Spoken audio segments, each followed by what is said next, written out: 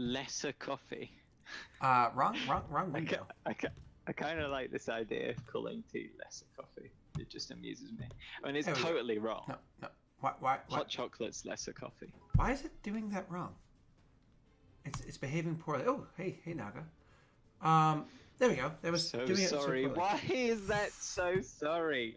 I really don't like that. Oh, that's terrifying. Okay. Uh-oh. I'm so sorry. Oh. Is he about to curse your? Is he about to curse your conversation? That would be cruel, wouldn't it? Things are already going bad enough. Are you trying to wipe the potty? This is how you wipe the potty. So let's have our fun little conversation real quick and see how it. Oh man. All right, so not the party, just the nation. The party can retreat and start a new home somewhere to the east. Well, Scott, you forgot to tell them, if anyone makes a 5,000 bit drop, Scott is going to do the rest of the stream in Gilbert Godfrey voice. I've done the impersonation before while playing Kingmaker, the video game. People didn't appreciate it. It was terrible. I thought it was pretty good. I mean, I can see you. I can see you as the parrot already. In fact, I'm struggling to dissociate you right now. I'm like looking at you, and you're just flashing into this parrot form already. What is it? Now we take the father-in-law and the princess, drop them off a cliff. Curse! Splat! My favorite part is the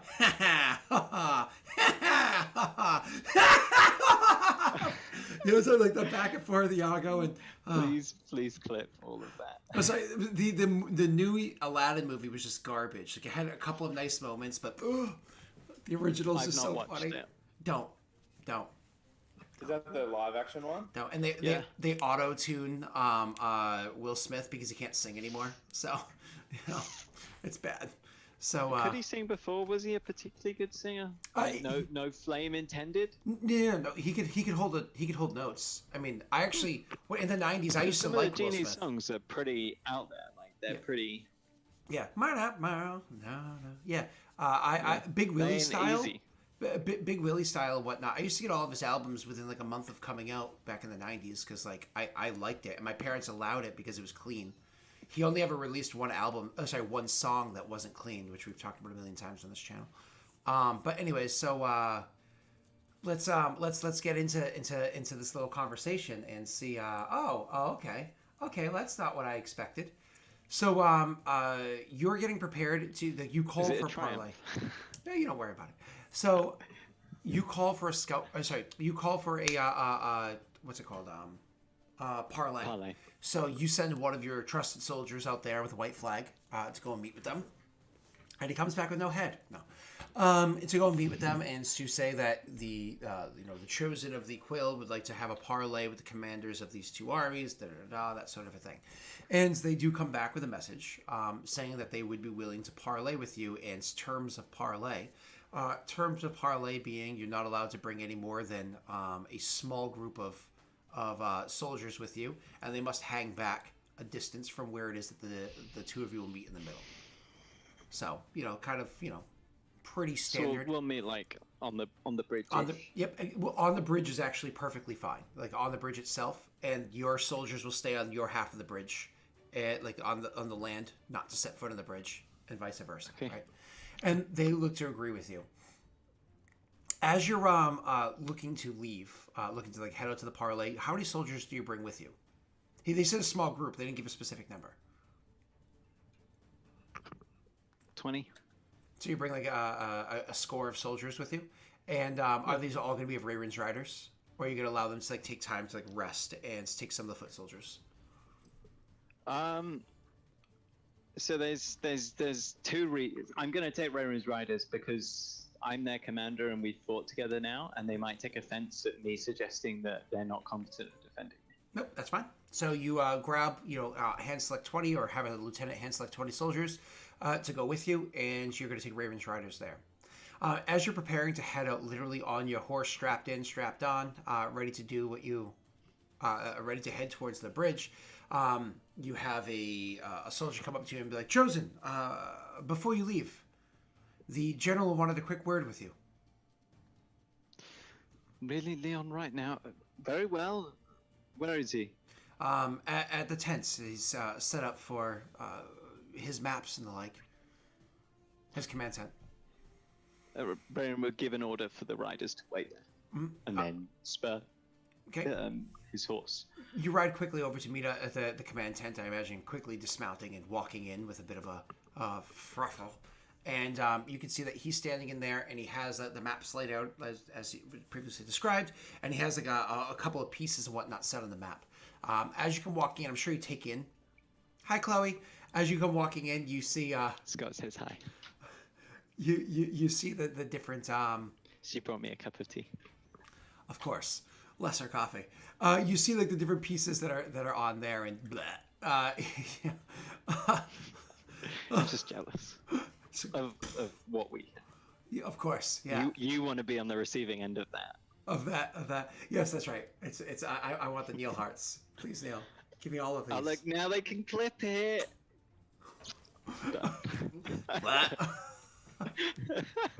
That's a new gift right there. Are we like changing from me to Scott? Moving on. So you see the pieces on the table, but you don't really take in. He's just kind of like, obviously walking in. Do you say anything as you walk in?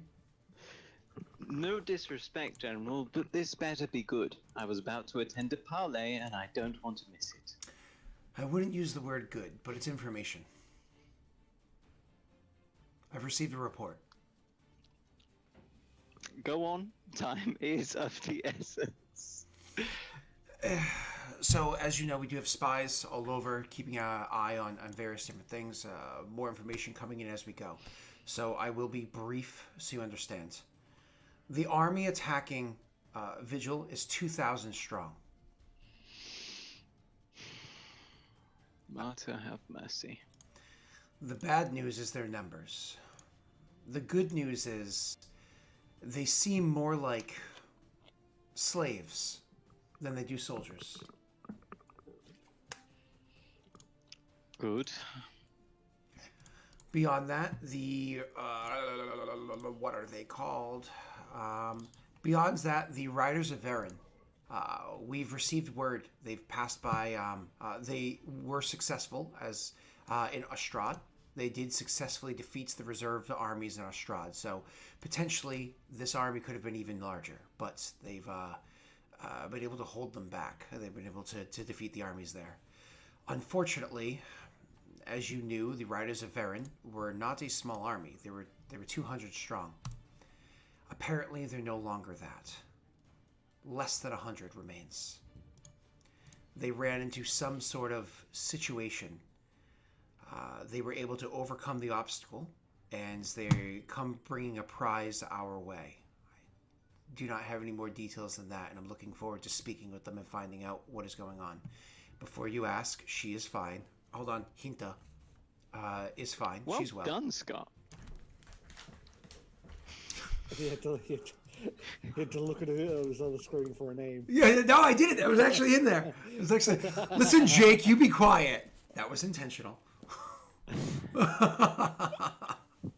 Now that I did it, I'm gonna screw up for the future. So he says Hinta is fine, or at least fine enough. She rides with her soldiers still. The recent report came to us of the north. It seems as though it wasn't 500; it was 1,000. That is going to be meeting with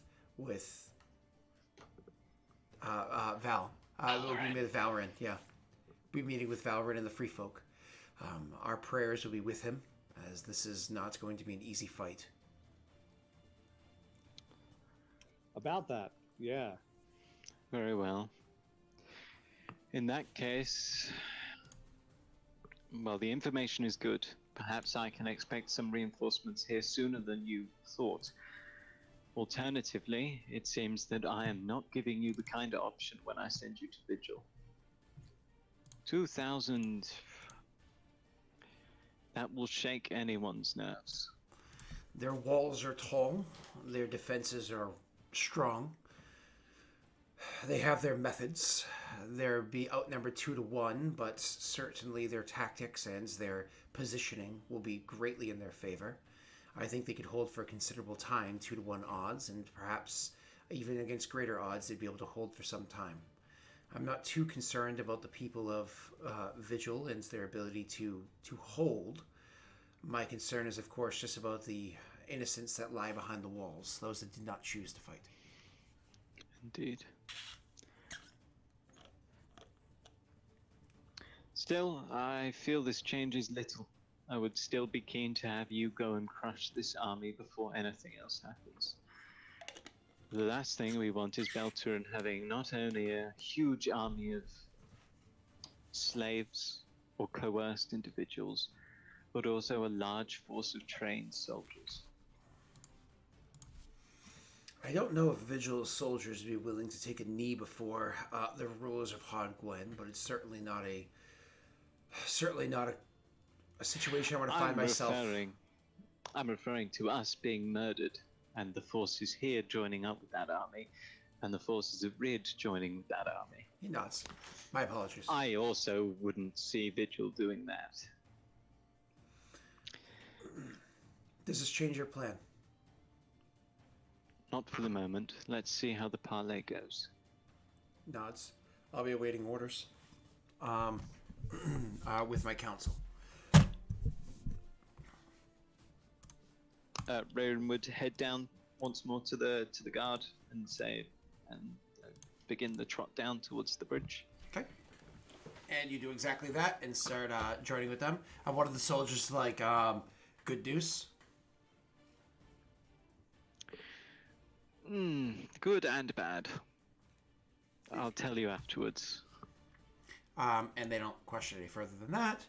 And so you do make your way to the bridge. Now, it's important to note that while you brought 20 soldiers that are all on horseback, so on and so forth, they actually brought less than that. They brought a dozen soldiers, and all of their soldiers are on foot.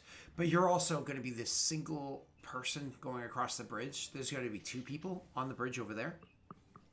The bridge is not incredibly long, as we've discussed before, and it's not like it's a crazy wide river. It's just that it's needs a bridge to cross because of the current and so on and so forth, right? So when you meet with the commanders, you can, as you're kind of like coming up towards the bridge, and you can see what they have, and they're already on the bridge waiting for you because it was a shorter ride for them, and blah, blah, blah, blah, blah. Those 2 commanders are on horseback as well, by the way. You know, they weren't just going to be extending their, let me stand where I'm in danger, you know. So while they're there, as you're approaching, you'll actually have your raven fly over and land onto your shoulder. This is as you approach the bridge. You haven't gotten to it yet. Nice to see you. The response is, I've looked around and I've... No, you're not getting an Iago voice. Shh, Jake. I've looked around and seen what I could see, checking the armies. It seems as though they have not fully unified the 2 forces. They have the limping, injured militia being kept in their own camp, separated from the actual army. It seems as though they intend to keep them under different commands. I've also investigated the commanders themselves a little bit. The militia commander is not a militiaman himself. He seems to be someone loyal to Haude Gwenh. It's just those that are under him are, well, just that, under him. As for the commander of the army that comes over, I think you'd be interested to know that he seems to be a worshipper of Lady Aravel. He openly wears her sigil, at least behind the camp. I don't know if he will do so in front of you, but the edicts of this faith say that he's supposed to. Interesting. I unfortunately wasn't able to get too much information about the town. The people there are, as you might expect, their supplies are well enough to hold for long periods of time, and the weather is turning in everybody's favor anyways.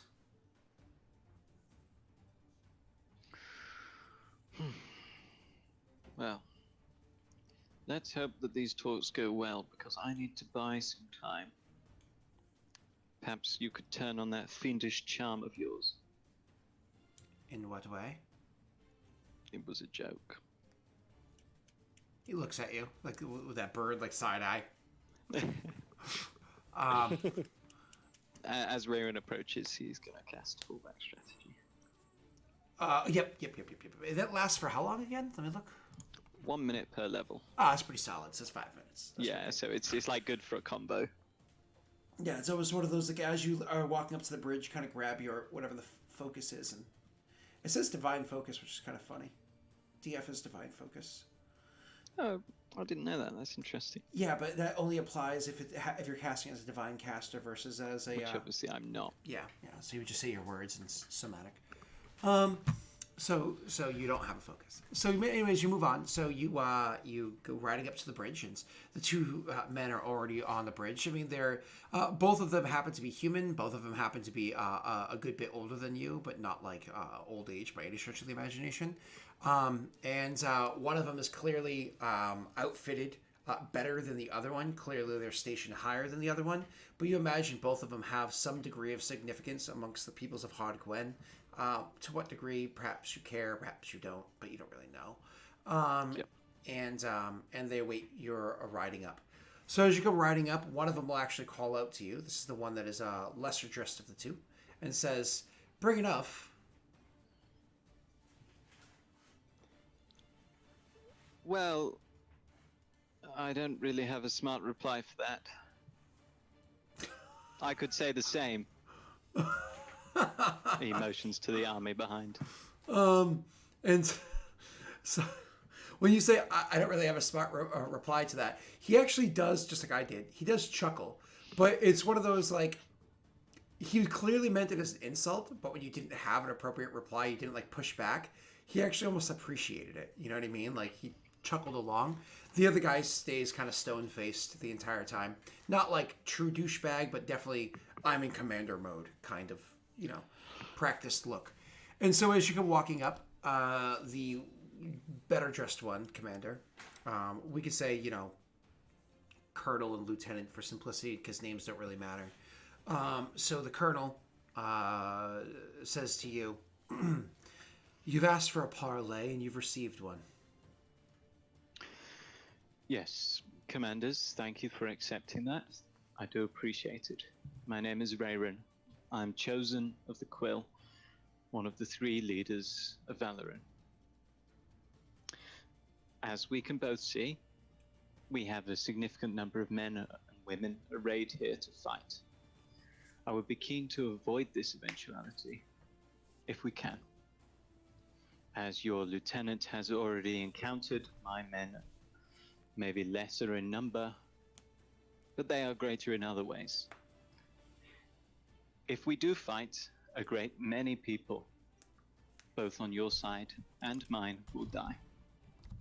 Therefore, I would propose rather we settle this in a more civilized manner, as befitting of nobles. We accept your surrender.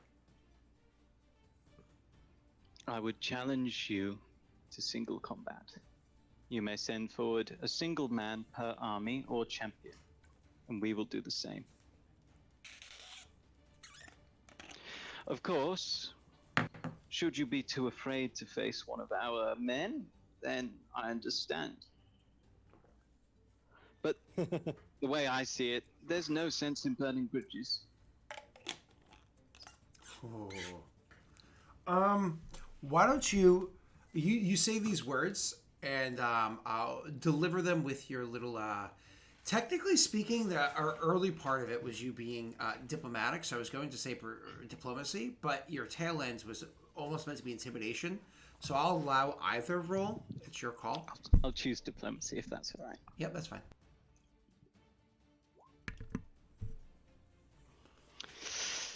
I'm going to use fallback strategy. Fuck it, let's go. That's better. And you technically can modify that too if you cared to. I'm going to daddy's dice it. Except not daddy's dice. But can I use your pull of daddy's dice? We shared a moment earlier. I feel like that connection, I've got a bit of daddy on my lips.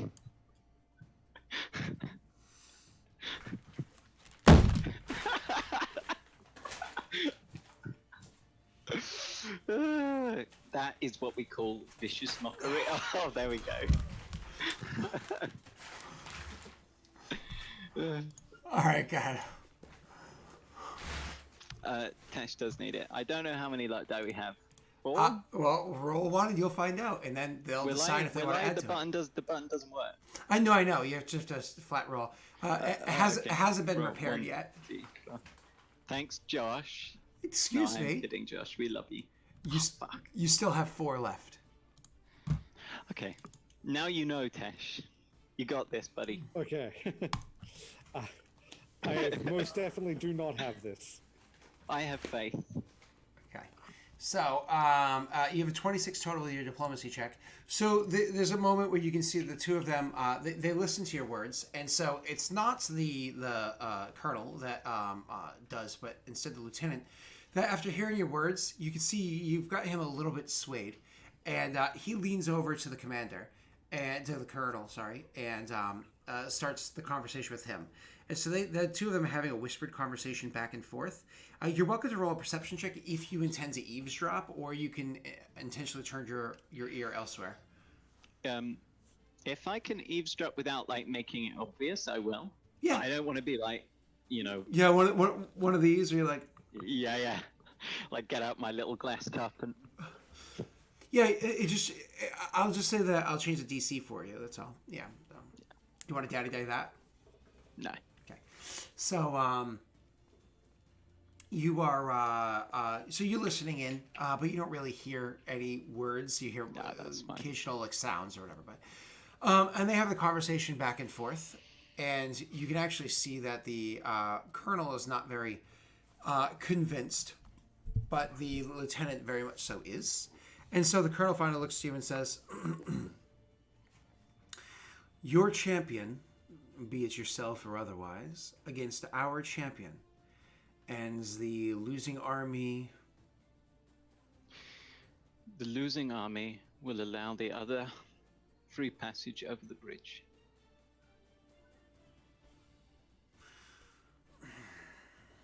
Should you have free passage, does this then mean that you will travel through Harrod and beyond?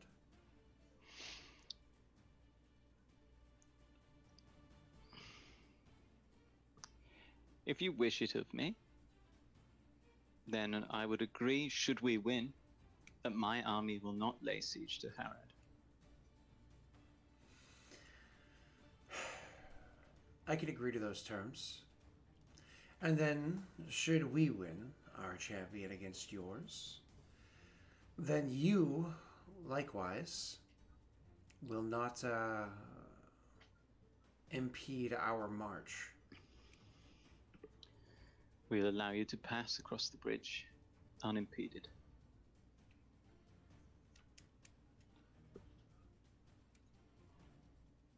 Not just across the bridge, but beyond. How far would it be that you wish to travel?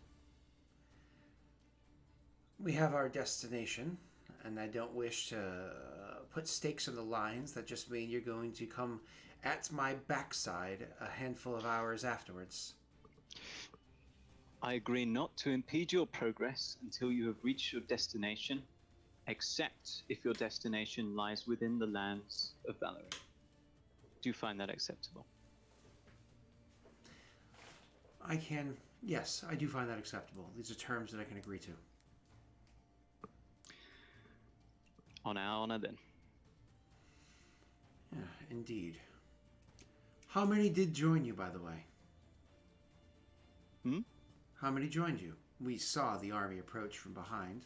Our scouts, of course, saw it, but how many joined you? Are you familiar with the Perrin? Yes.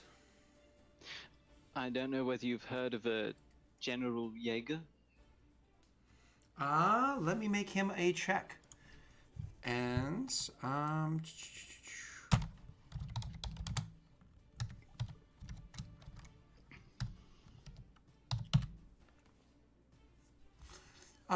he nods. You can see that he nods. It's one of those, I know the name, but, I don't remember all the details sort of a thing. Yeah. He's brought a few friends. He thinks for a second.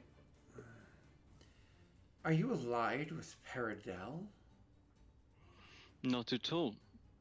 I just wished for you to know the caliber of what it is you might face, and why it is that I wish to avoid a bloodbath. Now you can roll. Rivers often look better in their natural colors. Oh, that was good. That was a good. That was a good finish. That was a good. Oh. You want me to roll anything? Oh man. I just looked at Jake as I said, Tash, you started saying ho, ho, ho, ho, ho for a while, and your face started saying it after you finished saying it. Yeah, I'm working on it. Oof. It wasn't very intimidating. I got some big lag going on. They didn't understand it, it's fine. Yeah, you know. Like, what's in the natural colors of a river? No, they understood it. They just thought it was a lame statement. Only simpletons are impressed, like Tash and I. So anyways, you yes. So you will select a champion. We will do the same. First light tomorrow morning. We will meet on the bridge to decide things. Is that acceptable, or do you require more time? Shakes his head. Not at all. In which case, I wouldn't wish you good luck, but I will wish you good health. He nods, and he'll actually then just kind of, no handshakes or anything like that, turn his horse and start walking back the other direction, as does the other lieutenant, who gives you a bit of a nod, and then he turns and walks back the other direction, and you can of course go yours. And then you charge! There's only 12 of them, and both of the commanders. Come on! 21 against 14? Come on! Wherein leaps off his horse's head and beheads them both. Yeah, come on, this is your opportunity. Come on, you would have no commander. Their rolls would be only +0s. You could do it, Neil. Now's your chance. No. Neil, now's your chance. No, Neil, now's your chance. They have I'm sorry, all right? shit stats, and you get Jaeger. You get Jaeger, yeah. But you get Jaeger. They're invulnerable. Yeah, but They're you get invulnerable. Yeah, but you get Jaeger. You know? Come on. Neil, No, I'm not Neil. unleashing the Jaeger. Neil. No, I'm not unleashing the Jaeger bomb. Oh. You made me do that. The Bostonian in me is like, Jaeger bombs? Jaeger bombs? Let's do this. Where? Fucking Jaeger bombs. Our conversations are always such shit shows now, Scott. Yeah, I know. All right. So, anyways, you end up going back your own direction and planning for dawn. So when you go back to meet with General Jaeger, you inform him, of course, of the information. He nods and just asks one simple question: who is your champion? You got 2 thumbs, and no, he doesn't say that. Jesus, can you imagine if Rowan was like that? Rowan will say, "Well, yeah, one would have done it. One's got a pair." Wow, a pair of thumbs. We know. Yeah. Imagine if he didn't have thumbs, though. Imagine how weird he'd look. Grab his axe like bastard. grab his axe like this. Like, I'll go get He you. holds it like that. No, oh, that'd be weird. Rowan will smile faintly and say, "Let us hope the quill is indeed mightier than the sword." General Jaeger gives you a disappointed look and says, "Very well then. What is the likelihood, by your measure of these men, that this isn't also a trap?" The commander of the militia seemed favorable on this. As I said, he's already tasted a smaller army than his crushing his own force. The colonel seemed less forward. There is a possibility that this is a trap. It works in our favor in that it buys us time.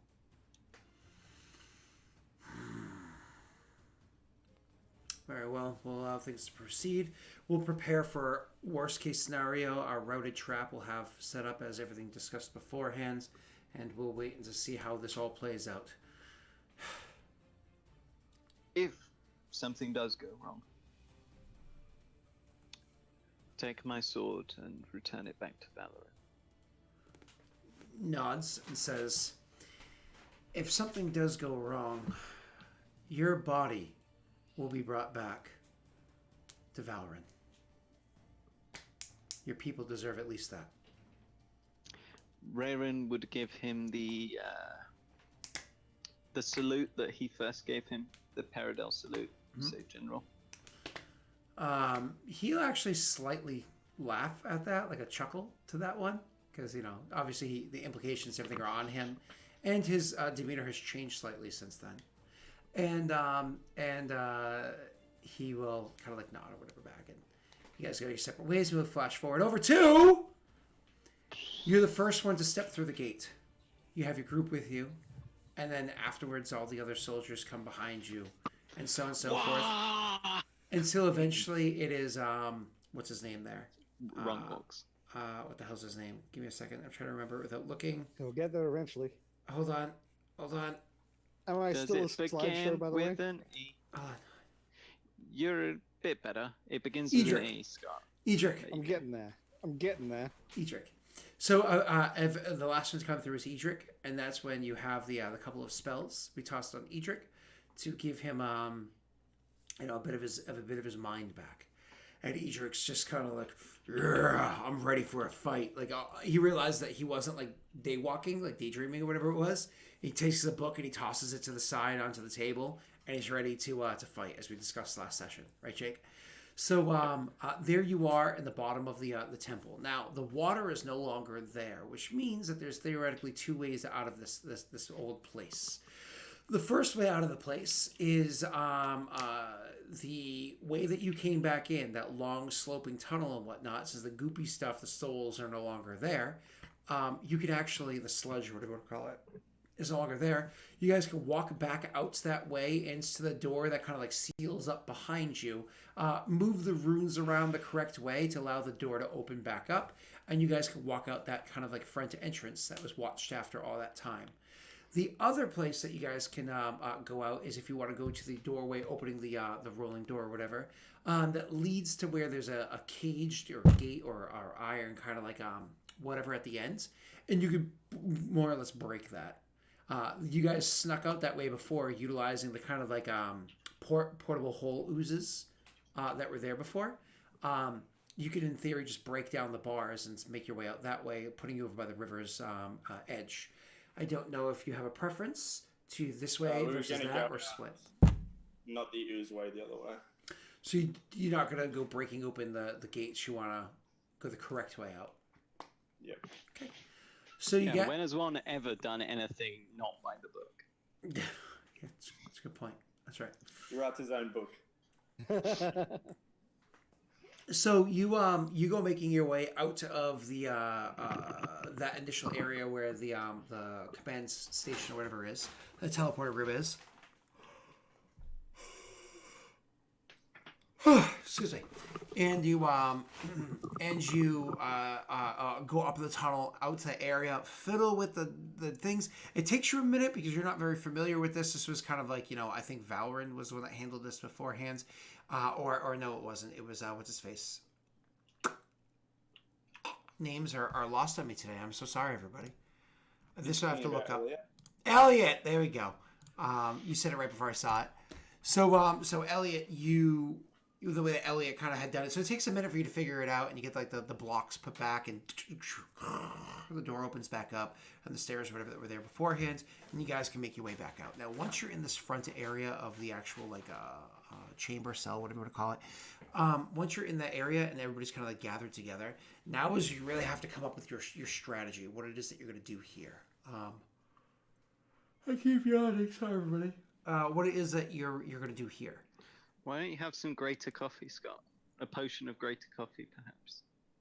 I unfortunately was drinking the coffee my wife left behind, which she was like, warning, it's a sugar bomb. Hee hee. It was gross. You don't put sugar in coffee. At least not that much. Can't you just make some, though? Don't you have coffee in, like, your house? Yeah, but I have to do that during a break. And during the last break, I had to eat breakfast really quickly. Like, I'm not about to, like, jump upstairs and start making coffee. Why not? Because it's rude. I'm in the middle of a conversation with Jake, which you're interrupting. Maybe you should just mute your mic. I'm just playing for time. Okay. So, Jake, this is where you have to come up with the actual finite plan. Just to go over what we discussed beforehand. Damn it, brain. So, just to go over what we discussed beforehand, there were the houses. There was the marketplace that you wanted to take because it's a really good place where they can kind of like set themselves up in defensive positions so you can siege it. There was the garrison where they can set themselves up for you to have to siege it. And those are the areas that you wanted to take down quickly for the sake of sieging, correct? We talked about that. But then there was also the families. You were saying, well, what if leader... Oh, and then, of course, the bank, right, was the third place. But they were saying, yeah, good luck with that one. And then you were like, what if leadership has already been disbanded? What if they've already been defeated? Well, what do we do in that scenario? You know, just asking for a friend. And they were like, well, then you need to make sure you disrupt the transition of power from one to the next as they kind of like figure things out. And so they're saying you want to hit the houses that belong to those people and cause enough chaos, enough disorder, maybe kill enough people, that you make it so it's not an issue anymore. And so I think that was your new plan, was to do exactly that. That sort of sieging. No, Edric said rush the barracks. That was his thing. He said if they are leaderless, which they've kind of only been like leaderless for what, 2 days? Give me one moment. So there shouldn't, even if it's 3 days, you know what I mean? There shouldn't be. I think it's legit like 2.5 days at this point. Yep. Yeah, they shouldn't. They'd more. I'm assuming they more be confused rather than have, you know, a solid command structure put back into place, especially because all their armies have gone out, as far as I know. Mm-hmm. So the plan is, Edric offered his expertise and said to rush the barracks, take care of the remaining soldiers or whatever, before we deal with the houses. Mm-hmm. So that is the plan. And what I would also say to the troops, more or less explaining to them what's going on and telling them to kill anyone who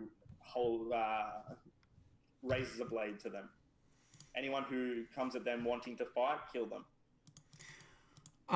So obviously that's perfectly fine. Now, rushing the barracks, okay, cool. We can definitely take care of that one. And that was, as for the leadership, the hierarchy passing on, you imagine some families are better structured than others. And so it's like, such and such is gone. You immediately take over until that person's found. Whereas the others are kind of like, maybe siblings or cousins kind of like vying for the position and causing, like, it could take weeks or months for them to fix their problem. So it's going to be varying, you know what I mean? But you want to, first things first, take out any remaining soldiers. I figure that even if there is somebody who's taken over straight away, it's still not that solid. Mm-hmm. Their hold wouldn't be that solid so quickly, is my reasoning. But I can always deal with them by saying, we have their leaders. Our agents took them in the middle of the night, surrender or they'll be killed, and we'll kill you. Perfect. So what we're going to do is we're going to have you are going to do exactly as you just described. Head to the surface and you head straight for the barracks, which you know the easiest way there. Don't worry about that. It is nighttime, right? Because I wanted to utilize my army of orcs with the night vision. Correct. That was my plan. Correct. And also travel times and so on and so forth. When you actually got into Kurzfeld, we described it as being nighttime and blah, blah, blah, blah, right? Oh, sorry. I think the reason I keep yawning is because I'm usually freezing down here, but today I decided I'm going to turn the heat on. I'm tired. It's early. I slept well, so my brain is like full of sleep and I'm warm right now. So I'm like, oh, I could just like pass back out. I'm just, as opposed to freezing and barely staying alive. So you, I was just saying to you, so it is nighttime now. You're going to go directly for the barracks. We just discussed all this. Are you going to have any break-offs, any other things going on at the same time? You also have 2 and 3 with you, as well as Edric with you, as well as Vatku with you. So you, in theory, you have 5 named people. 1, 2, 3, Edric, Vatku. So with those important people with you, is there anybody you kind of want to splinter off to do any side tasks, anything like that? That you think is more important to either their individual task or to aid your overall task? Or are you like, no, screw it, keep all 103 or whatever it is together and and siege? One's not a commander, so he would seek advice. He would ask to her thoughts and also Edric because he knows the city. He would say, should some of Vroga's army spread word that we've come to free the city, try and rouse the population? That would be something that he would ask, but he will defer judgment. Even though he is technically the leader, he's not a commander. So he is seeking it. He'll seek their advice. Vaku's opinion is, I say we just start breaking shit. Yeah, like the barracks, break it, and a couple other buildings. We break them. Yeah, like fire. You know, people scared of fire. Yeah. Good plan, Vaku. Yeah. And then you have. Yeah. I miss Josh. I haven't really hung out with Josh just ever a quick little no camera Star Wars thing in a while. So, anyways, so you Slim Shady. You ask the others as well. 2 and 3. So 2's just kind of like, yeah, break your shit. We kill the people, smash, fire, fire. Yeah. 3's like, oh, gentlemen, please calm down. You have more than enough people with you that you can easily siege one building. Even if they have good defenses, you have the might of Roga with you. Perhaps instead of sieging this building, a couple of us splinter off. I can actually take 2 and Vatku with me. You can keep this man, pointing towards Edric, with you. And we go and find if there's any temples of Lady Aravel. Apparently there might be a bit of a makeshift one here. We destroy it, and we instead raise the colors of Vroga. And we do so with any other temples. Maybe perhaps we even make a bit of a display. We plead to Vroga for his favor. Do it. I trust you through it. Me and myself worked. She nods and says, I'm sure you'll be successful in this. Commanding is something that you know how to do. And we will handle that. She looks to Edric and kind of gives him a nod. Looks to you and says, may Vroga be with you. And with you, child. May the force be with you, and also with you.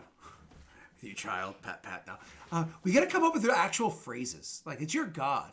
Come up with some shit. What do you want? What do you want it to be? Homework for next One week. with the Yeah. Brogar. The Brogar is with me. Yeah, we gotta get some good stuff. You know what I'm saying? I'm saying we gotta do like a hey chat. Feel free to help out. Actually, honestly, Naga is like really good at coming up with names. Let's see if he's any good at coming up with phrases too. But over like spoilers chat or whatever, start throwing up phrases that you think would be cool for like the faith. You know what I mean? Like you know, ask the right questions. You know, whatever you wanna say. So I don't know. That's the right questions, really. I don't know. I'm terrible at this, so I usually name the episodes for the Warhammer game that we're in afterwards. Like, what should we name it? And I usually come up with funny names, but not every time. Sometimes Frank is funny. It's rare, but it happens. So moving on. The phrases. Oh God, this one I don't have any. I'm terrible at mottos. What's the motto of you? No. So. Oh God, yeah, please. yeah, exactly. Scott, come on. I know. Oh, no, just Scott. Jesus, I don't go by that anymore. Not for a couple millennia. So you, I cut the hair. So you are going to come surging out of the temple or the keep or whatever it is that you're kind of hiding in, right? You come like bursting out like a teenage popping a pimple and surging over towards the barracks. How far away is the barracks? From where you are, honestly, it's like with a hard run, it's going to take you maybe like 2 minutes to get there. You know what I mean? Because Haude Gwenn's a good-sized city, right? Yeah. So it's going to take you guys about 2 minutes to get there, but nothing that you really have to make any checks for. But there's one check that I do need you to make for me. Let me just look at your character sheet to see which is the best option for you. 1. I've looked at you guys' individual character sheets in ages. I just trust you now. Ugh, it's a problem. I think I'm going to have you do a... An intimidation? No. I'm going to have you roll a sense motive.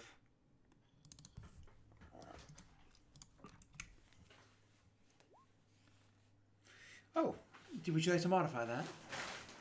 No, I'm good with it. You don't want to crest a 30? Well, that would be lovely. I think we may need the dice.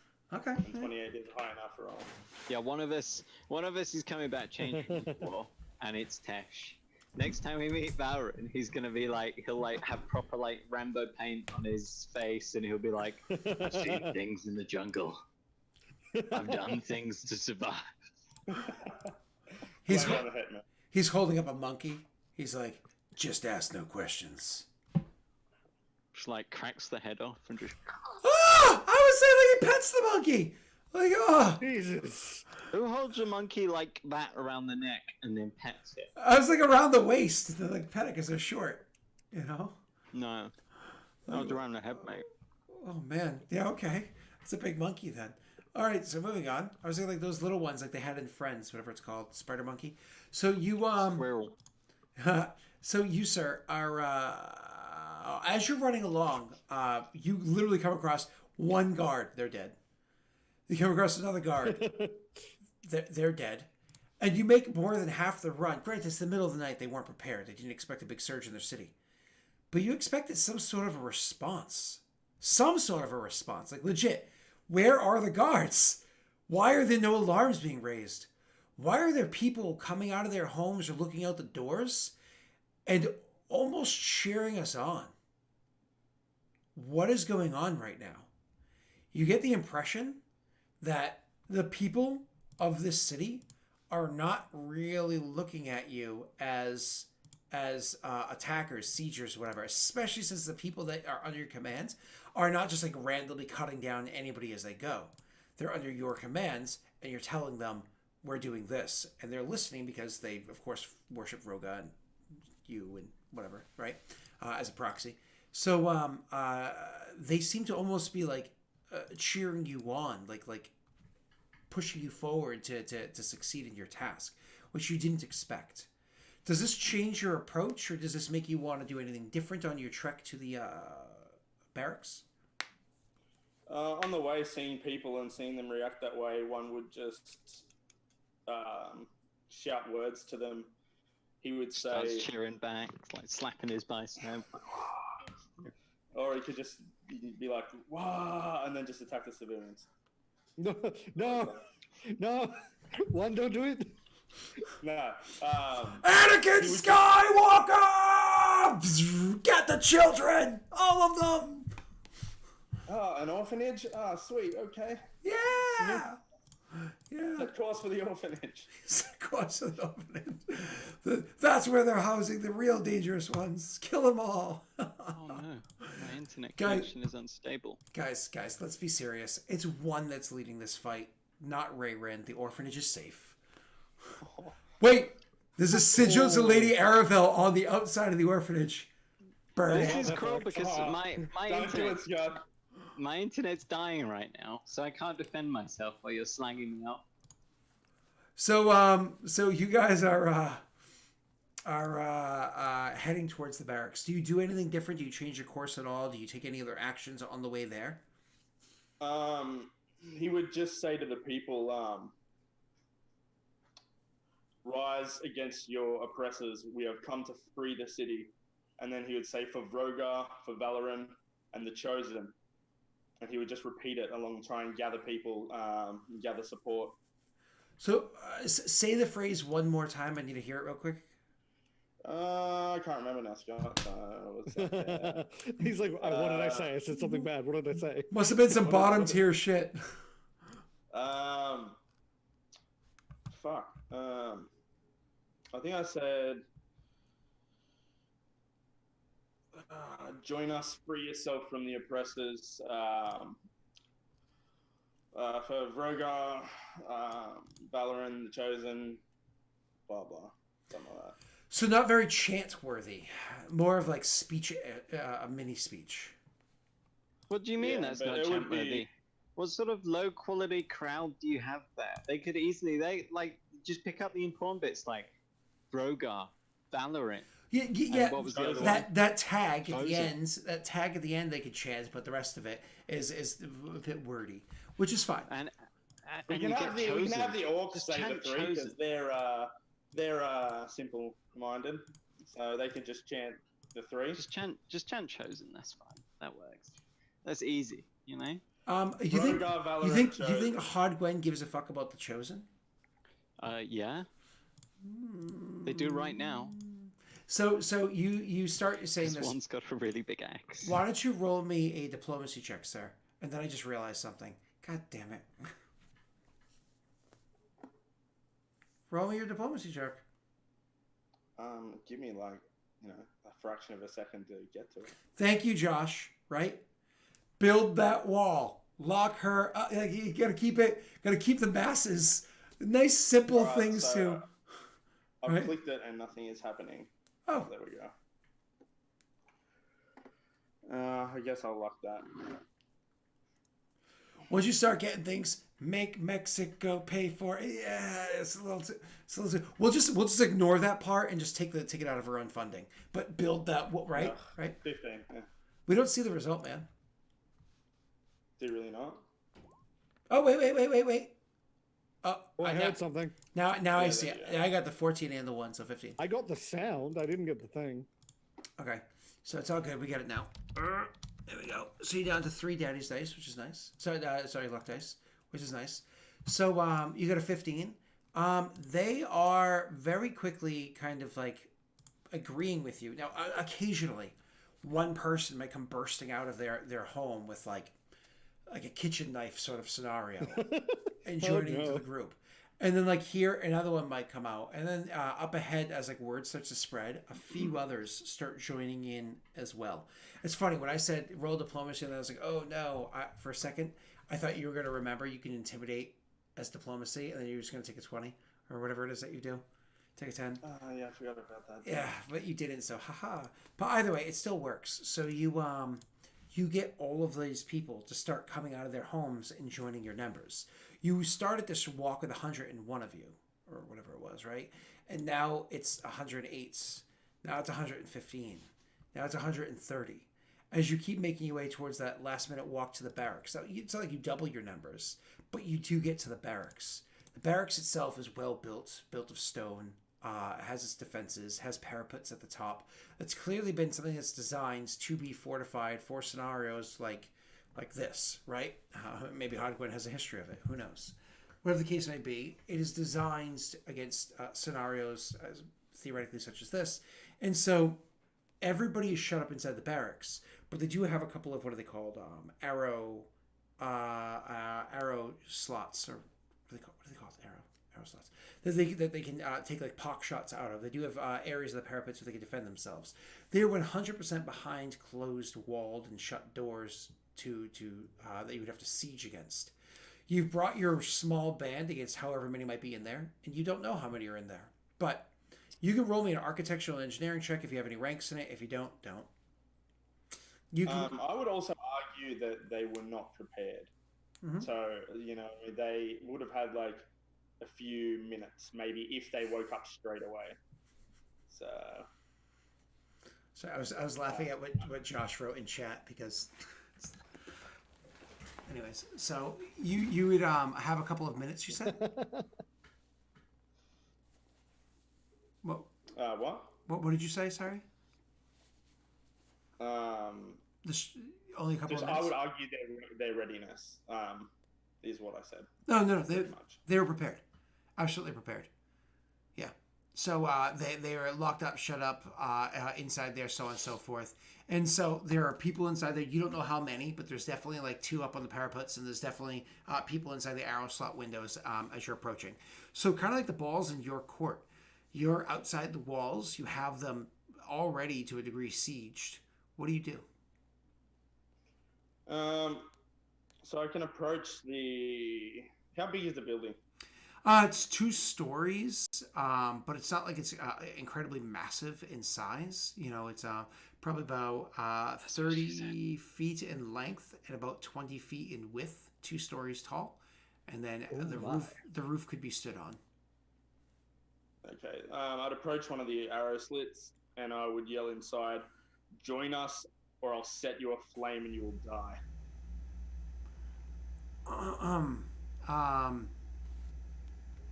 So make your intimidation check.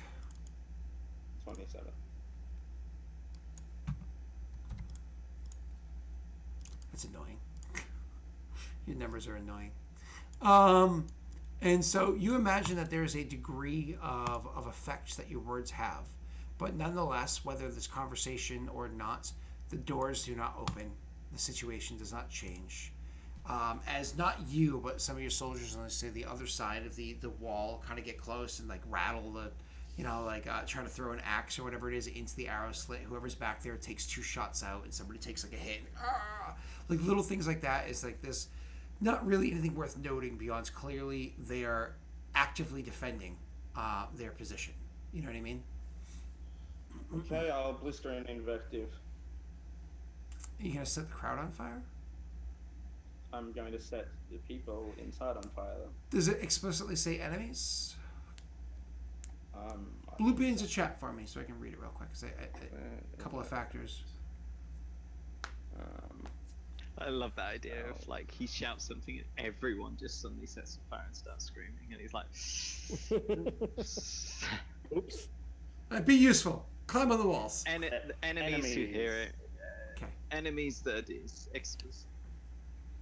Is there a saving throw? It's a reflex saving throw. Okay, that's important because they're behind 9/10 cover, so they have a huge bonus to reflex saves. I like the idea that if they consider themselves enemies, they set on fire. If they don't, they don't. So you know who's left. Cover shouldn't affect that. It's a reflex saving throw. They're kind of spontaneously combusting, though. I'm not firing at them. It's strange that they take damage and make a reflex saving throw to catch fire.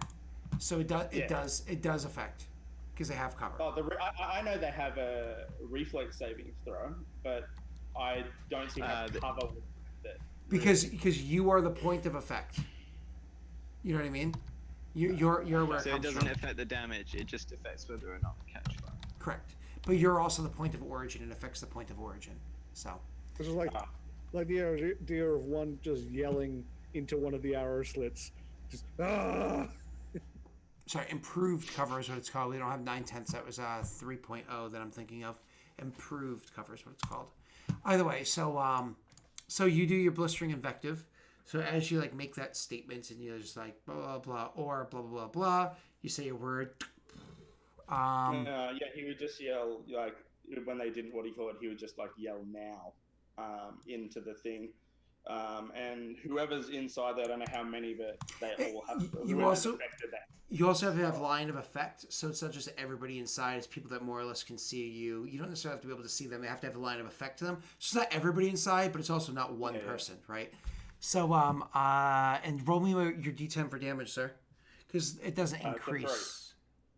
Oh, I'm sorry. Oh, I see the top. Yep, you're correct. So 3 points of damage. You hear some screams and whatnot going on the inside as people take some damage. Again, people probably fall back from the windows, from the arrow slits. That's what they're called, arrow slits, and whatnot. But it's not like they open the gates or anything like that either. They're not so easily going to open the gates. At this point, we're falling to the rules of fighting a siege. It's kind of like your army versus the siege. One of the easiest ways to win a siege is to just sit there and wait, and they eventually build up the amount of poop inside the building and run out of the amount of food inside the building and have to make some decisions. You know what I mean? What's the roof made of? The whole building is made out of stone. Stone. Mm-hmm. Can I would scream to maybe some of the villagers, fetch hay or anything that will make a lot of smoke. We'll smoke these rats out. Absolutely. And once again, you kind of like give this command. And I actually need you to do me a favor. These people have joined you. There's no question about that. but how much are they willing to listen to you? How much command are they willing to take from you? And their numbers are growing as you've stood here. That 130 became 127. Wait. You roll me a loyalty check. That's a terrible roll. What's the modifier? Plus 14. Oh, it's only 14. It's actually technically worse than that soon, but you are in the past. Okay. Yay. It doesn't get worse for your loyalty check either, though. Not your first one anyway, Tesh, so don't worry about it. Yeah. Not my first one. Yep. Correct. So they're willing to take your commands. There's no question about that. They're willing to listen to what you're saying. But it's not exactly like these people are like, yes, you are our leader. Woohoo! Nothing like that. But they're willing to like you're clearly here as the people that are looking to aid them. So you've got their ear. People start going about and grabbing flammables, things that whether they grab it from a nearby house or go to grab hay, or whatever the case may be, they go to grab objects that are flammable, wood, logs, etc., etc. I mean, winter just ended. There's still cold spring mornings, so they have fire logs in their homes, bringing it out and piling it over towards you. Is your tactic here, Jake, to simply set fire to this place until they come out? It's stone, so no. He's going to jam the arrow slits and try and smoke them out. Let the smoke, let them cough and, till they can't breathe and have to come out. Are you talking, Neil? You burn doors, fill up any like air spaces, grates, windows, anything like that. Yep. You fill it with burning material and just laugh. And then throw water on it too. It's just really explode the smoke. So, right, like those big plumes that are miserable. Yeah, you just get set with your fire. And you just heat a big pan of grease outside, and then you hold it in front of the window and pour water on it. Oh God. Oh no. Whilst he was doing that too, if you ever would work, actually keep going. It's alright. I changed my mind. I'm not gonna do that. I was tangenting. If you ever worked at a kitchen, like at a restaurant, and you have to work with douchebags that like to throw ice cubes into the fryolator next to you. Jesus Christ. Yeah, another like 350 degree grease and probably throw some ice cubes. I remember my chemistry teacher was like, I'm going to teach you a useful lesson for once. This is a chip fire, and had a thing of like, and he had it in like a fume cupboard, and he's like, this is an oil fire. Got it heated up, set it on fire. This is where you don't put water on it. Yep. Like fireball up to the ceiling. Yep. Jesus. It's a good one to remember and a good way to teach people. Don't do that. One of the worst things I'd ever seen was what I was referring to just a moment ago was like us playing around. But I used to manage Uno's in Portland, Maine, and we would make our sauce, make our own sauce. And part of that is you put like a lot of oil into a pan, you get it heated, blah blah, blah, add your garlic, whatever. Anyway, so the cook that morning, he's older and not the sharpest tool in the shed, and so he had left the oil on the heat for too long, and the oil itself was like clearly smoking plumes of smoke, like really bad.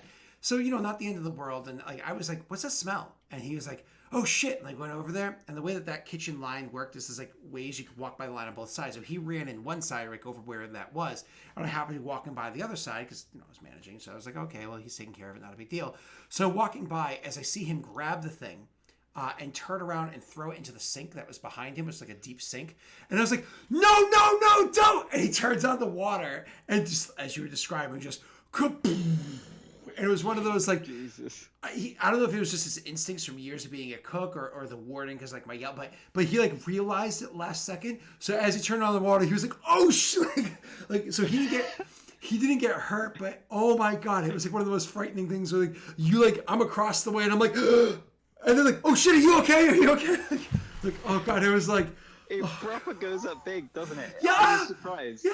I was like, I've been told it before, and I was like, yeah, whatever. And then I saw it, and I was like, holy shit. But Neil, you have to understand. No, it's intense. This is a deep cylindrical pan. So like these pans are designed. They're like about this in diameter, with like set down probably about 4 inches or so. Then gets to about this in diameter, and then it drops down by about like this deep. So it's at the bottom of the pan that is effectively it's a chamber, right? That's like funneling. There's no outwards. It's just upwards. Yep. So, Yeah. Anyways, don't be dumb, kids. You smother oil fires. You don't add anything to them. I mean, you can Look at baking that. soda. We're teaching you life lessons as well. When your army's outnumbered, challenge for jewels and smother your fires. Smother your fires. Yeah. Oil fires. Sugar works. Baking soda works. Don't. Smothering works. Speaking of smothering, Jake, I love you. So you grab your whatever flammables you have, and the task for your soldiers is just to set it ablaze and start like throwing it in there, doing what you can to like build up fires in front of the front door of this place. Just so you're wrong, there's iron bands on the door to like reinforce it, right? But it's still a wooden door, you know. So to have that set ablaze, yeah. She got gaps, I got gaps, we fill gaps. So you Can you imagine if he'd just gone a different route and just been like, everyone poo, and just throw it through the arrow slits? Can you imagine that? Like, which war would be worse? Or what if they'd done a combination of the tactics? Burning poo assault. Oh. I think that would have been pretty bad. Oh no. we call this one the Billy Madison. Ding dong. So you start doing that. Now, Jake, this doesn't come with no consequence. The plan is not a bad one, except every time you go to do that, there's arrows being fired at the people trying to throw. Once they catch on, which is pretty quick, they start shooting arrows at people trying to do this. So needless to say, your army does start taking hits, and people do start taking hits. And it's definitely your orcs doing it, and not the citizens. They're here to bolster you and to aid you, and they're actually starting to do other things elsewhere. But they're not walking up to this door and putting this. How long are you looking to? Are you being patient and methodical with this? Like, no, this will work. I'm not going to start getting aggravated and kicking down the door. One would just say to one of the randos that have joined, he would ask, is there another place where they gather? Is there somewhere we could be attacked? We've come to free the city. We do not wish to be impeded. So, I mean, you already were given some information beforehand. There was this place, there was the bank, and there was the marketplace. You can definitely... Yeah, I got it from Edric. I'm asking, like the citizen if there's something new. The citizens that you're asking don't really seem to have a lot of information. These are just your typical commoners, like, you know. So, yeah, Edric, if you ask them what Edric said, they'll confirm it. But they don't really seem to offer much more information. So they haven't seen soldiers gathering anywhere else, more or less. Once again, if you ask about, like, say, specifically the marketplace, they're like, maybe there. Maybe we saw something there. One would wait maybe, like, 5 minutes for smoke to start, like, more or less filling there. They shouldn't really be, like... If it's quite smoky, they should get out pretty quickly, or they'll just suffocate. But again, it doesn't take 5 minutes, because every time somebody goes to put something in, obviously people quickly stomp it out. And I'm not saying that your plan won't be successful. I'm saying that it's not going to be a quickie. It's going to take time. Yeah. So how patient are you here? Or do you want to also work on other things, or because you can split your army? You have 100 people here. You can split that. I'd send scouts to the marketplace while I'm waiting, seeing if there is anything going on there. And then I'll make a decision when they return. Since it's not you going, of course, roll me a perception check for your scout, which is 1d20 plus 2.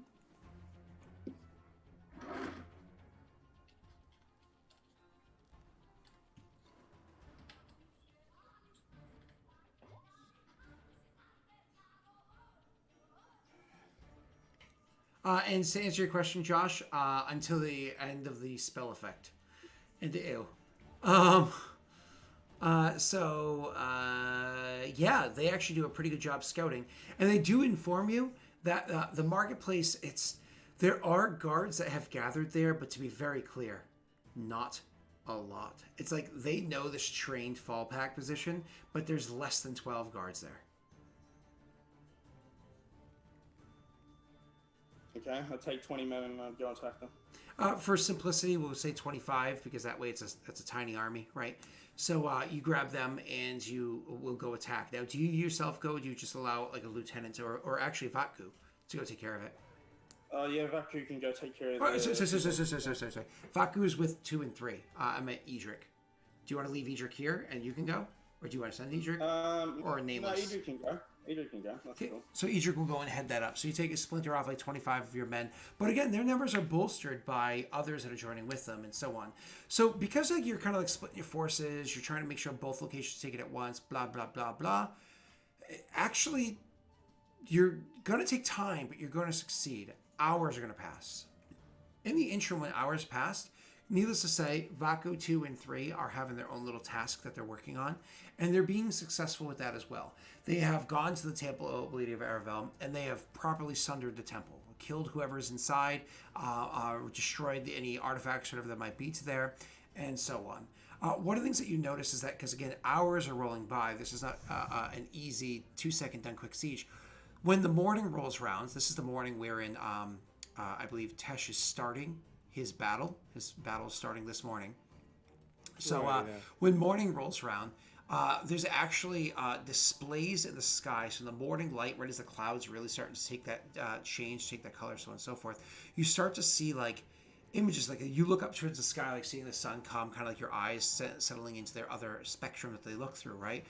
You can almost see like the colors of Vroga in the sky. You can almost see like that crimson, that red. You can almost see like the clouds that you see up there almost seem to be taking the shape of an axe. Almost like you could feel Vroga smiling down upon what it is that you're doing here. Whether this is an action of 3 and 2 working together, or if this is an actual divine thing happening here. Or maybe you're delirious because you're tired because you haven't slept because you did all that stuff, including the night beforehand of this, that, the other thing, and then you get rode here, and then you do... Whatever the case may be, you can almost see this happening in the sky above you, and you can feel the sense that things are changing. As the morning comes about and people are truly getting like, battle has been happening here. People have woken up throughout the night. More people, the whole city is now waking up, realizing that the city is under siege in these different areas, and that people of the city itself, it's almost like those that are waking up don't necessarily know that it's a foreign force doing this, because so many of the citizens have joined you that they just think it might be a revolt from within the city itself. As time continues to go on, you start to hear reports that there were rumors that the leadership had fallen. Olympia has fallen. That the leadership had fallen inside the city. And it's almost like the people are reacting to that. Where others realize that it's you that they're reacting to. Nonetheless, the numbers that are looking to aid you swell. The people inside the barracks, the morning comes, they're still fighting, they're getting tired, you're clearly winning this over. Eventually, the door gets completely charred. You get to the decision. We can burst through and just try to take them, hack them down inside where it is that they're hiding, or we can continue smoking and let them burst out. The city, the marketplace, was already taken hours ago. It belongs to Edric. He's there with the 25 soldiers or whatever's with him, and they've taken it. Even the bank itself has like a swelling of people around it, like the citizens, none of your men, throwing stones at it, throwing sharp objects at it, whatever they can. They're like assaulting that place, but let's be honest, not being very effective, and so on. That's happening there as well. As for do you want to stay here and continue overseeing this, or do once again you want to leave behind a chunk of your men handling this situation, and now you need to move on to the next area, whether it be the bank or the homes of these families, or...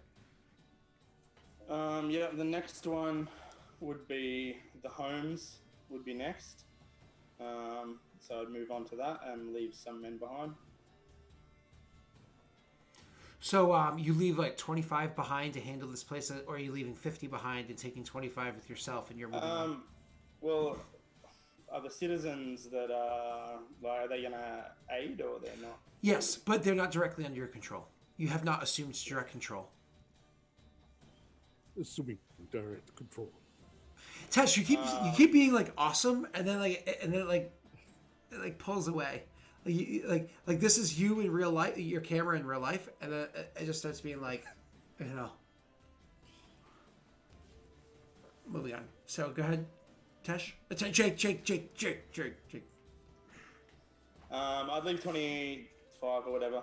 Leave 25 again. And he'd more or less tell the citizens, back up your saviors. Mm-hmm. And then where are you going? What's your task? Are we going knocking on doors and excuse me, but have you heard the teachings of Rogar, your savior? No, I'm going to try and assault the homes of the That's what I meant. rulers. Cool. Yeah. So you're gonna go spread the faith door to door. So you go with that task there, and you once again. So what's left behind, you're not overseeing it directly, but you can imagine the marketplace is held. That place is being kept after. Eventually, 2-3 and Vatku return. Who would you want to leave in control of the 25 that are there? Say that again. 2, 3, and Vatku return to you. Who do you want to leave in control of the siege? You're not 2, because he'll just kill them. Actually, yeah, no, I want to kill them. Fuck them. 2. So you want 2 to kill them, then fuck them. Okay. That leaves you with with the other 2, and you have 50 men. Do you want to take your group of 50 and once again split that 50 into 2 groups of 25 and have you control? Do I not have 75? So you have 25 that went and took the marketplace. You have 25 that would have returned by now, right? Don't you want to hold the place to make sure there's no area to regroup? Maintain complete control of all the important landmarks? Yeah, I mean, I suppose so. If there's not anyone coming there, though, that's a good question. To try and regroup, yeah, I would assume they would have come back if that was the case. So I guess Edric's in command there, so he can do what he feels. So if he doesn't come back and he holds it, he holds it. Cool. And then you have you're leaving 2 to siege that place. That leaves you with 50 soldiers. Yep. You could again split that off into 2 groups of 25. You with 1. And then you could have 3 or Vatku with the other group of 25 to once again go knocking on doors. Who would you like to give control of the other one? 2. Okay. So 2 is going to go knock... You mean 2 sieging. So it's 3. 3, yeah. So 3 is going to go knocking on doors and spreading the faith that way. Beautiful. That leaves... And Vatku is sent to the bank? The bank, yep. And he's to, await command there, try and rally the people. Do you want to switch that? Yeah. I'm going to get... One of those has charisma, the other one's... Yeah, probably a good idea. All right, cool. So you switch that around. Vaku's going to go knocking on doors and, hey, I'm sorry, but I hear you.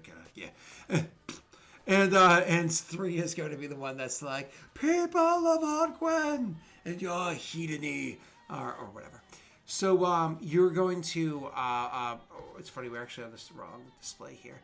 So you're going to go and bring them over to the, doing that. Now, with your going building to building, doing your little transition there, sir, with your going building to building, did you want to, the goal is to literally go into every house and slaughter everybody wonton? Or do you want to... Surrender now or die. Okay. Well, I don't need to make you roll... Well, I would say, like, we have the city. Yeah, and again, I don't need to make you roll intimidation checks. I think you take a 27, right? Yeah. Yeah, which is annoying, but, you take a 27. And so, needless to say, like, there will be some pushback or whatever here and there, but for the most part, they drop very quickly. And so they will be, whereas the ones that Vaku's attacking, he just attacks them. And like, oh, okay, this is my convincing. This is what we got to do here. He's not a bad guy, but he's also like, yeah, it's war, you killed him. So they're going about and doing the different things. Needless to say, your attempts to take the city are pretty fucking successful. I mean, the siege over in the barracks just inevitably succeeds because you just have the numbers there, you have the people there, they're stuck inside the building. Eventually they do come bursting out, some of them trying to put up a fight, but they're like hacking and are met with like axes and spears and arrows and shit right as they come out. So very quickly many of them kind of like, oh, surrender. And, you know, some people might be taken as prisoners, others killed anyways, whatever the case may be. The marketplace, a random guard here or there tries to rally there, but the random 1 or 2 guards that may have been able to make some sort of siege in the future, like a force in the future, they're killed. The houses that you go to, the Vaku goes to, they have their own personal guard. Many of them have their own personal guard. But again, you have not just your 25 soldiers with whoever's leading it, but you also have like the bolstered by the people that are behind you, whether it be 15 or 50 more. You easily are able to overcome them. Are there injuries? Are there deaths? Sure, that happens on your side as well. But nothing really worth noting in the grand scheme. But I'm going to finish that up in a second. But however, over in the bank side, where that is, that attempt to rally, that attempt to siege is having little to no effect. I don't know if you remember, but that door down there was an iron door. It wasn't something that was easily broken into. That whole place had no windows on the first floor. The only window was on the second floor. Like, it was not a place that was easily sieged, easily broken into. Whatever the case may be there. And don't forget, that's, in theory, built on top of an old fire temple. So maybe fire would even have an effect there. Who knows? But that one is held strong. Last thing I want to get to about the houses thing. You've been able to take every house. You've been able to be successful across the board, with the exception of one home. One home with their personal army, the forces that are there, have been able to put up in a fight. They killed enough people, soldiers, whatever, that without your having somebody take over a big control to do it, or you yourself, you haven't been able to take that yet. And that happens to be the what's it called? The Greyrus house. Okay. What's the defense of the house? What does it look like? So, whereas most of the houses are built out of, wood, as you might imagine, they're designed well, blah, blah, blah, blah, blah, but built out of wood. The Greyrus houses, much like the others, are reinforced by stone in the areas, but also built by brick. You know what I mean? They actually have a decent-sized gate with a bit of a lawn that's there that surrounds the property itself and keeps it well guarded with iron wrought fences. Could these things be broken? Sure. Could they be scaled? Sure. However, it does make somebody vulnerable while even trying to do that. Inside the house itself, whether it be people like on the balconies or inside the building opening windows or whatever, because they actually have windows, not just like arrow slits, let's be serious. They just seem to have well-trained guards with heavy crossbows that are just taking people out pretty easily. So it's just defended well enough that it's not easily taken. But you, of course, once you kind of like get wind of this and you go over and investigate the scenario yourself, like, whose home is this? You realize it's the Greyrus home. Funny thing about that. Do you know what the Greyrus home is? No. Neil, would you like to inform him? Belterin, Lady Greyrus. I thought you were saying something specific about the home itself. Yeah, I know it's their home. Yeah, their house, yeah. Yeah. He would yell to the guards. He would like approach where, I don't know, maybe he's got some cover or something, and he would say, "This is the home of the Greyruses." One of the guards yells out, "Fuck off!"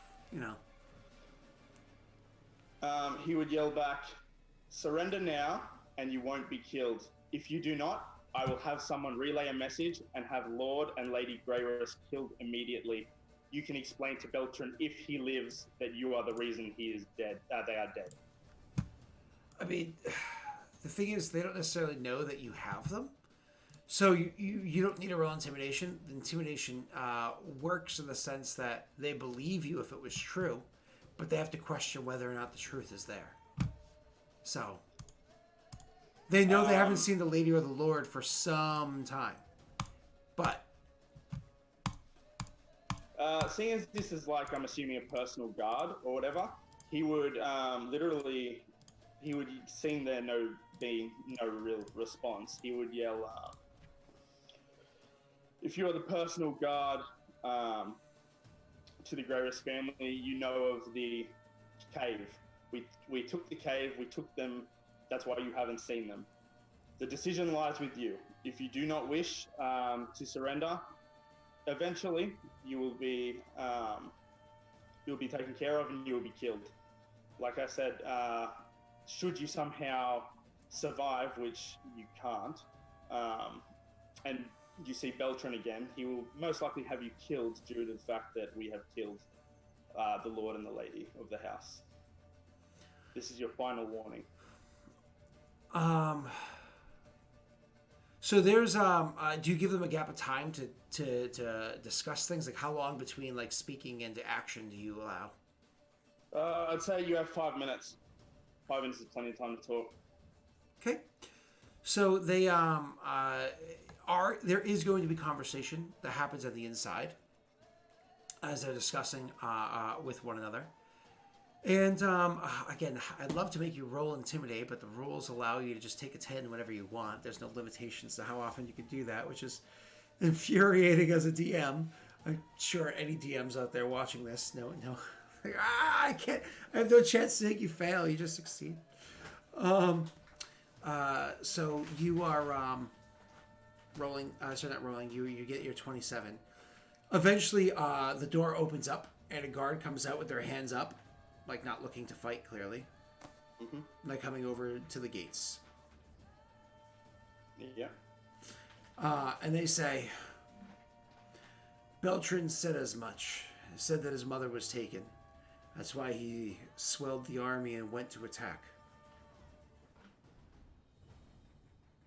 Yeah, surrender now, and you will not be killed. They will not be killed on behalf of your actions. All the men will live? Yes. So long as they put down their swords and they are to be restrained so they cannot cause havoc. He nods and says, all right. I totally believe that you've never had this scenario in your past before, and you totally went backwards on it. Because there are no survivors! There are no survivors! Oh, dead men tell no tales, right? So he's like, very well then. That is completely why he did it. Like, no witnesses. Don't you post-justify. So he calls back to the men and says, men, surrender! Surrender to the last and everyone lives. If everyone here dies because of you, I'll personally fucking kill your family. You know, just like one of those like kind of threats to them to almost Jesus, bolster. what the hell? Well, if one of the with these guys. What's HR gonna say? God. These people are. They're nice people. They're nice people. So he's like, Yeah. He's like, throw down your sword. Don't get other people killed because you're dumb, or I'll kill your children.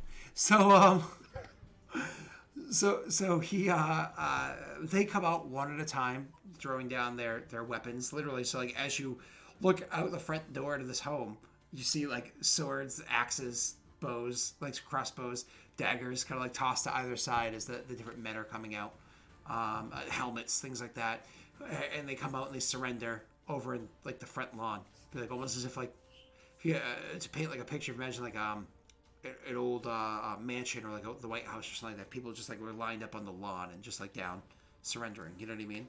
So. Yeah, weapons are taken, probably given to the civvies, and they are restrained. And then we will take a quick look inside the house, do a check, and then I have a good plan for the vaults. One of the things that you know is that out of all the places that you've discovered thus far, if you were looking for a home to place like, God forbid there was any form of counterinsurgents or some shit like that, this is probably the best guarded place for you. Not only does it have comforts here, which are, I guess, nice or whatever, but it also is like a good place to just kind of like anchor down and be able to be defended. So, yeah, so if that's the case, then the prisoners are moved, I guess, and guarded. I'll have the orcs guard them. You bring them into the barracks and say, "You wait here. Don't worry about it." Some civilians can also swell the guarding ranks if they wish. You know what? And then I'll head. You make that decision at first, and they do aid, but in a very bad way. So it's one of those things you end up having to remove the civilians, end up having more of a problem on your hands, which is why cops often tape off crime scenes. You know. Yeah. So looking around the house, though, do I immediately see anything of significance? I mean, I don't know how much time you're gonna waste doing something like that. It's just a quick walkthrough. I don't know what they have on display in the house. They could have something, you know. They're wealthy. I needed to secure the house, so I walked through it. Yeah, so they're a wealthy family. So I mean, they have things that are just like you could imagine, like, oh, that looks like it's expensive. Oh, look at that portrait. Eek. You know, things like that. No obvious like family heirlooms. Or anything like that? Sure, absolutely. I mean, again, clearly there are items of value here, but it falls into the category of like art. You know what I mean?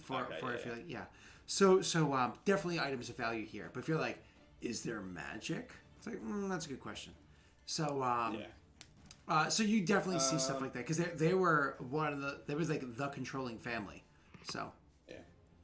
All right. So then I'll head to the bank. Okay. And question for you: the bank made of stone as well? Yeah, that's what I was saying beforehand. It's even better guarded than the barracks was, and intentionally done so. No problem. We have two. And what can two do? Stone shape. Can he though? To a degree. But we're going to get to that because that whole sieging, everything that took place wasn't just overnight. It was also the morning. It was also the next day. This flashes forward. A huge gap of time has passed. Enough of a gap of time that it gets us to the present for Tesh. However, Neil still hasn't gotten totally to the present. Has he? Because his battle... Oh, yeah, it's the next morning. So Neil is also... Because he was the first one to go. And then we went back in time. So Neil, you guys are all in about the same, within a couple of hours, time frame of the next day. Why don't we take a break? When we come back, we can see what happens. This finally, everybody on about the same time gappiness. This is why you don't split the party, people. Party people. All right. Basically, it's about the next morning for everyone. Yeah. Hey, let's go. Ba, ba, ba, ba.